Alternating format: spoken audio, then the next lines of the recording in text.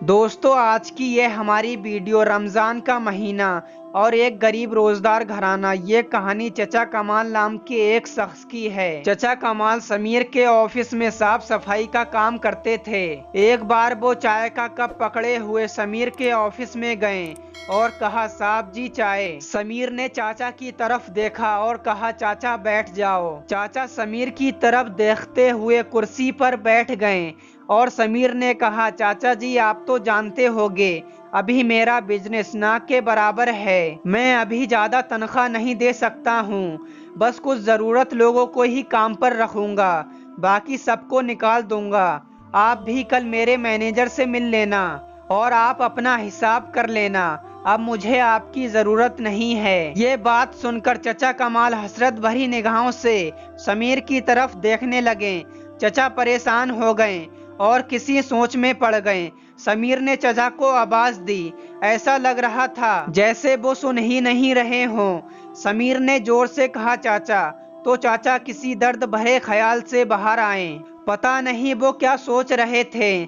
चचा कमाल की सफेद दाढ़ी थी और वो बूढ़े हो चुके थे। उन्होंने कपकपाते हुए अपने कमजोर हाथों से चाय का कप उठाया और कपकपाती हुई आवाज में बोले, अल्लाह आपकी मुश्किल को आसान फरमाए।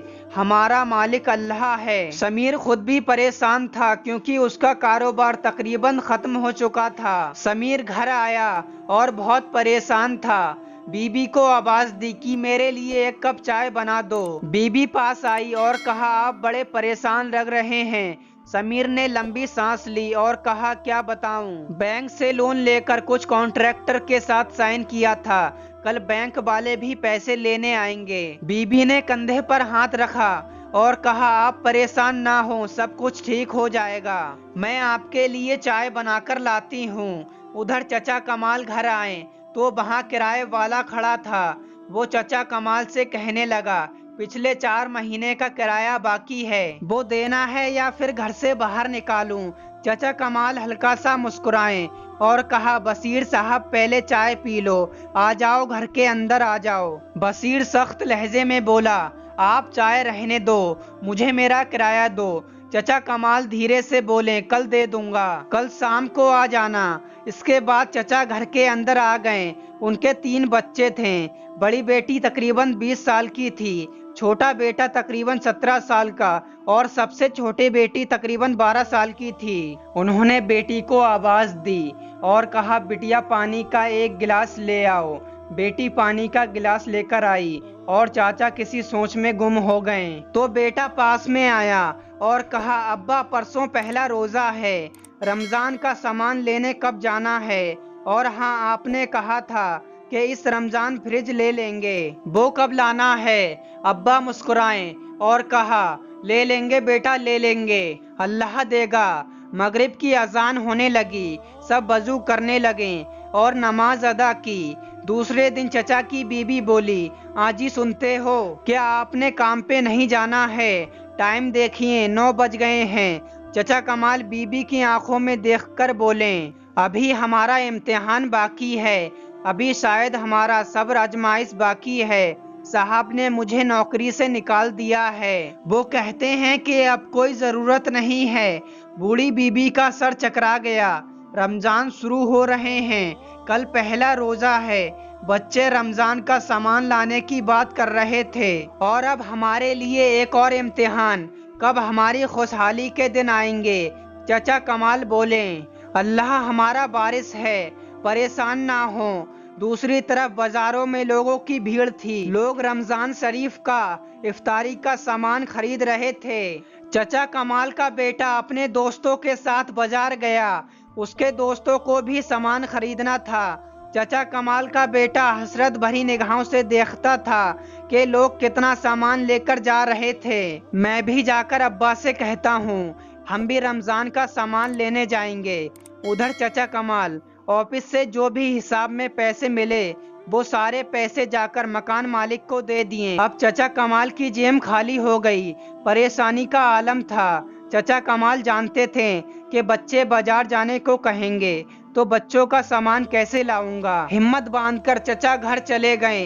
बेटा देखकर बोला, अब्बा आप ही ने तो सामान की लिस्ट बनाकर दी थी, चलो हम भी सामान लेकर आते हैं। चचा ने आंसू को पलकों में छुपा लिया और धीरे से बोले, बेटा मुझे कहीं से पैसे मिलने दो, फिर ले आएंगे। बेटा बोला, हमारे हमसाई का बेटा है ना, वो पूरे 5,000 का सामान लेकर आया है। अब्बा चुप हो गए।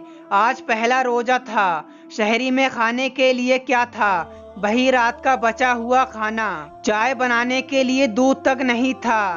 खाने के लिए वही रात की बची हुई सब्जी थी। सब्जी को गर्म करके सबने शहरी कर ली और इबादत करने लगे। दिन गुजर गया और इफ्तारी का वक्त होने लगा। बड़ी बहन ने दाल चावल बनाए और अपनी छोटी बहन से कहा, जाओ पड़ोस के घर से बर्फ मांग लाओ। छोटी बेटी एक घर पर गई तो एक औरत ने दरवाजा खोला और कहा, क्या बात है? छोटी बेटी ने कहा, आंटी थोड़ा सा बर्फ दे दो। वो औरत ने कहा, कोई बर्फ नहीं है, हर रमजान तुम लोग आ जाते हो, हम लोगों ने तुम्हारा ठेका नहीं ले रखा है। वो बच्ची खामोश हो गई और वापस घर आने लगी तो वो औरत ने कहा, रुक जाओ, आज ले जाओ फिर मत आना। फिर वो बच्ची बर्फ लेकर घर आई और अपनी बड़ी बहन को बर्फ दिया और कहा, आंटी ने बहुत बातें की और कल से मैं बर्फ लेने नहीं जाऊंगी। बड़ी बहन बात समझ गई, वो खामोश हो गई। सब लोग इफ्तारी के लिए बैठ गए। पानी और चंद खजूरें दस्तरखान पर रखी थीं। अजान हुई तो सब लोग इफ्तारी करने लगे। छोटी बेटी बोली, अव्वा जिनके घर मैं बर्फ लेने गई वो सेब वाला जूस बना रहे थे। उन्होंने बहुत सारे फल काटे हुए थे। वो नारियल वाला मीठा पानी होता है ना, वो बना रहे थे। अब्बा हमको भी लाकर दो ना। चचा कमाल ने सर पर हाथ फेरा और कहने लगे, मेरी बेटी अल्लाह हमको भी देगा। तो उतने में छोटा बेटा कहने लगा, मैं कल से मस्जिद में इफ्तारी कर लूंगा, वहाँ के लोग बहुत सारा सामान देते हैं। तो माँ ने धीरे से कहा, कोई ज़रूरत नहीं है, घर पर ही इफ्तारी करो। देखते ही देखते 10 रोजे गुजर गए। बच्चे रोजाना फल ब्रेड समोसे के लिए कहते थे, अब्बा रोजाना टाल देते थे। बेटा जिद करने लगा कि अब्बा रोजाना गर्मा गर्म पानी से रोजा इफ्तार करते हैं, कुछ भी नहीं है घर में, हमको आज सेब केले लाकर दो। चचा कमाल मुस्कुराने लगे और कहा, अच्छा मैं बाजार जाता हूँ और लेकर आता हूँ। चचा कमाल बाजार गए। उनके पास सिर्फ 30 रुपए थे। उन्होंने फल वाले से पूछा, ये सेब कितने के हैं? तो फल वाले ने कहा, ये वाले 300 के हैं और ये वाले 350 के हैं। हर चीज का रेट बहुत ज्यादा था। चाचा खामोश हो गए। फिर बोले, ये लो 30 रुपए, इनके जितने भी सेब आते हों वो मुझे दे दो। दुकानदार हंसने लगा, चाचा 30 रुपए में तो एक ही सेब आएगा। इत्तेफाक से समीर जिसके ऑफिस में चाचा काम किया करते थे वो भी फल खरीदने आया हुआ था। वो अपनी गाड़ी में बैठा था कि इतने में उसकी नज़र चाचा कमाल पर पड़ी। चाचा कमाल दुकान वाले से बोले, जो नीचे टोकरी में फल हैं वो मुझे दे दो। दुकानदार बोला, चाचा वो मैं अपनी बकरी को देता हूँ, खराब फल हैं। चाचा बोले, ये 30 रुपए रख लो और वो मुझे दे दो। मेरे बच्चों के आज 10 रोजे गुजर गए हैं, एक दिन भी उन्होंने फल नहीं खाए हैं। एक खजूर से इफ्तारी करते हैं, अल्लाह तुम्हारा भला करेगा। इस बात को सुनते हुए दुकानदार को तरस आ गया। उसने 30 रुपए वापस दिए और कहा, चाचा टोकरी उठाकर ले जाओ। समीर ये सब देख रहा था। चाचा कमाल दुआ देने लगे। खराब फलों की टोकरी से सही फल एक थैली में डालने लगे और साथ में दुआ भी दे रहे थे। ये मंजर देखकर समीर की आंखों में आंसू आ गए और उसे अपना दस्तरखान याद आ गया। तरह तरह के समोसे, ब्रेड, पकौड़े, बिरयानी। उसके दिल में कामसी पैदा हुई। चाचा कमाल पैदल तेज तेज कदमों से चलते जा रहे थे। इफ्तारी का वक्त करीब था। समीर भी गाड़ी लिए उनके पीछे जाने लगा और चाचा का घर देख लिया। फिर जल्दी से बाजार आया और जरूरत का सामान ले लिया और अपनी कार चाचा कमाल के घर के सामने लगा दी और दरवाजे पर दस्तक दी। चाचा कमाल के बेटे ने दरवाजा खोला। समीर ने कहा, चाचा कमाल का घर यही है? बेटे ने कहा, हाँ, और मैं उनका बेटा हूँ। चाचा के बेटे ने समीर से कहा कि अंदर आ जाओ। इतने में अजान होने लगी। समीर घर के अंदर दाखिल हुआ तो देखा जमीन पर दस्तरखान बिछा हुआ था और चंद खजूरें एक प्लेट में थीं और सड़े हुए फल एक प्लेट में कटे रखे थे। समीर ने कार से फल निकाले और उनको दिए। चाचा कमाल की आंखों में आंसू आ गए। ब्रेड पकौड़े समोसे भी दिए।